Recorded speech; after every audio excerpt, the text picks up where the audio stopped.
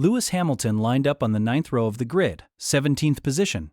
Behind him, nothing but empty asphalt. Ahead of him, Max Verstappen and Kimi Antonelli sat on the front row of the Bahrain International Circuit. When the lights went out, Hamilton launched so hard he had to swerve right to avoid rear-ending the car in front of him. He blew past George Russell's Mercedes. He drove around Verstappen's Red Bull. He overtook Antonelli, and by the time the field poured into Turn 1, Lewis Hamilton from the 9th row of the grid was leading the pack. Meanwhile, Lando Norris didn't move. His McLaren just sat there on the grid for about 10 seconds like someone forgot to turn the thing on. Russell's Mercedes spun its rear tires sideways before he caught it. And Oliver Behrman, driving the Ferrari-powered Haas, rocketed forward so fast he later called it probably the best start he'd ever had in his life. This wasn't a race. It was a practice start during preseason testing at the Bahrain International Circuit. But that evening session wasn't even the first time it happened.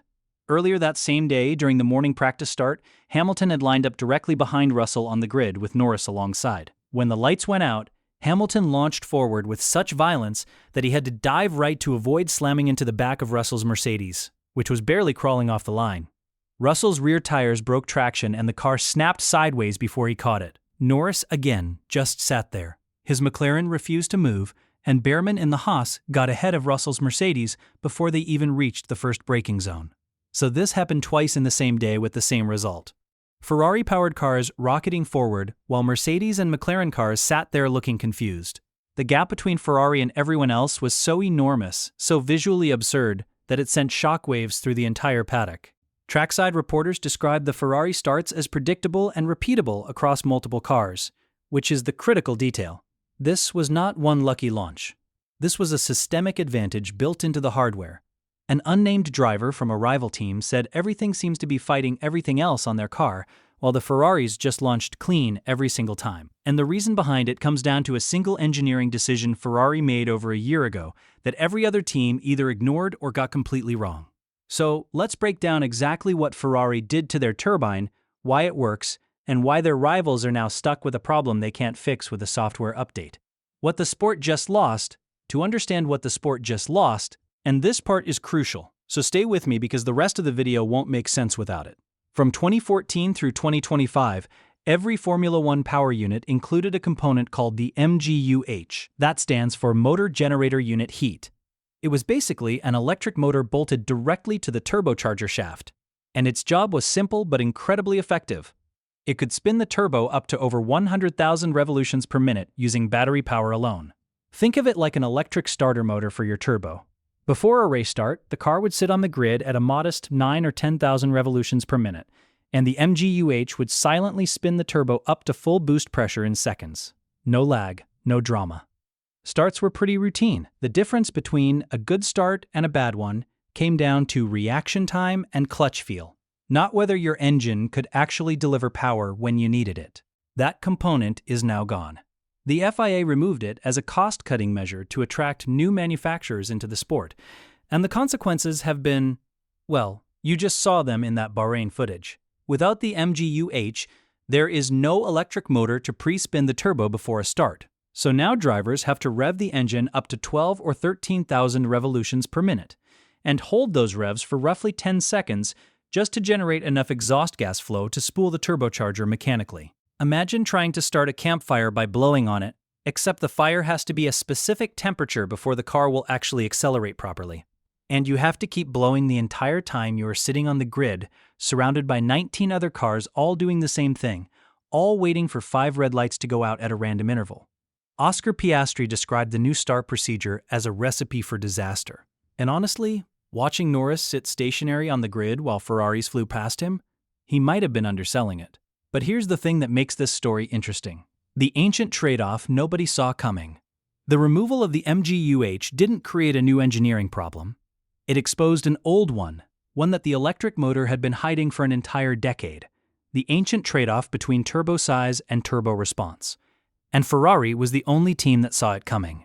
About 18 months before that Bahrain test, Ferrari's power unit department at Maranello made a deliberate choice that looked on paper like a compromise. They selected a smaller turbocharger for their new engine.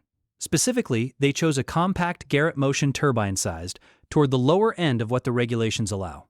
Now, Garrett, formerly part of Honeywell before they spun off in 2018, has been Ferrari's turbo partner since the hybrid era began. The company's aerospace heritage is wild. The internal tip speeds on these turbine wheels approach 600 m/s, and exhaust gas temperatures rival the surface temperature of lava. So this isn't some off-the-shelf component. It's one of the most extreme rotating assemblies in engineering. The regulations specify that the compressor outlet diameter can be between 100 and 110 mm, and the turbine inlet between 95 and 105 mm. Ferrari sits toward the bottom of those ranges. Mercedes, as we will get to shortly, sits toward the top. Ferrari's smaller Garrett turbine explained. The physics behind Ferrari's choice are surprisingly straightforward once you see it. A smaller turbine wheel means lower rotational inertia, less spinning mass, and less spinning mass means you need less energy to accelerate the wheel to its operating speed. In plain English, the turbo reaches full boost pressure faster, especially from low RPM, and especially when there is no electric motor helping it along. But this isn't just about the size of the wheel. Ferrari's turbo heritage actually gave them a head start that nobody else had.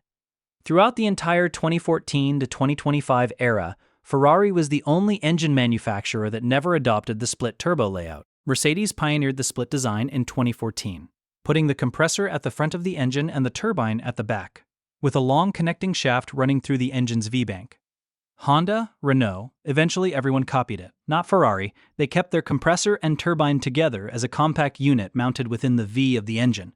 Their technical director, Enrico Gualtieri, confirmed that they placed their MGU-H in front of the turbocharger. And over the years, they simply decided to maintain the unusual architecture. That institutional knowledge of compact turbo packaging turned out to be a massive advantage, because when the regulations for the new engine mandated a maximum separation of 175 mm between the compressor and turbine, effectively banning the split turbo layouts, Ferrari was already there. Everyone else had to start from scratch.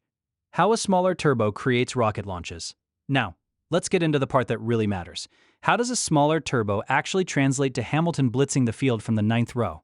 The mechanical chain works through several connected advantages, and each one compounds the next.